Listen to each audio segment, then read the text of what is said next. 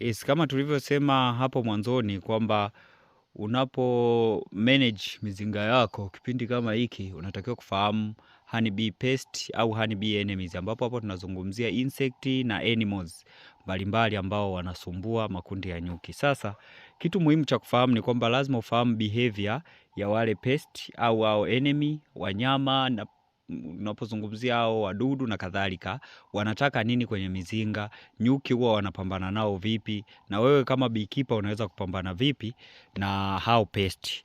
For example, nikianza na wa kwanza ambaye naweza nikamzungumzia ni buibui. Sasa buibui kama tunavyofahamu wote, buibui ana tabia moja, anatengeneza utandu kwa ajili ya kutrap other insect, kwa sababu buibui ni predator ambaye ana insect anayefeed on other insect.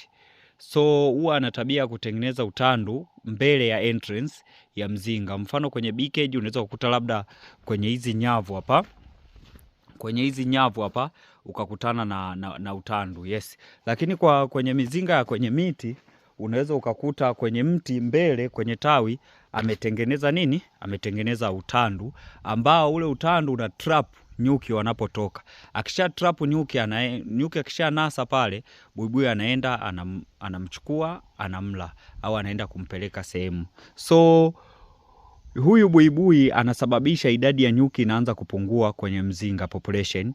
Maana yake anapofeed wale nyuki, anapokula nyuki kwa kuwa trap na kula, wale nyuki wanapungua in population. Kwa hiyo anapunguza work population ndani ya mzinga wako. Work population ikipungua, hata production ndani ya mzinga itafanyaje?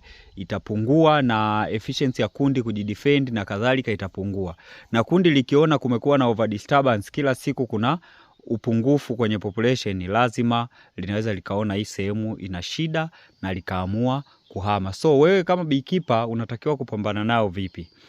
Wewe kama beekeeper unachotakiwa kufanya ni kwamba unapofika kwenye apiary kama hivi, ni lazima ukague kila kona. Either ni apiary yako kwenye miti, tembea, angalia, je, mbele pale ya entrance kuna utandu, kwenye miti kuna utandu, kwenye zile flight path. Kwa mfano mzinga yangu kama hii, mzinga wangu kama huu, wenyewe una flight path yake, manake ni huku hakutakiwi kuwe na mautandu ambayo yanaweza kuzuia nyuki kufanyaje? Kuvuka, yani kukua nani. Kwa hiyo unaweza ukatoa mautandu yote na kuhakikisha eneo lako ni safi, then unakuwa umewaokoa nyuki zidi ya hao maadui ambaye ni buibui.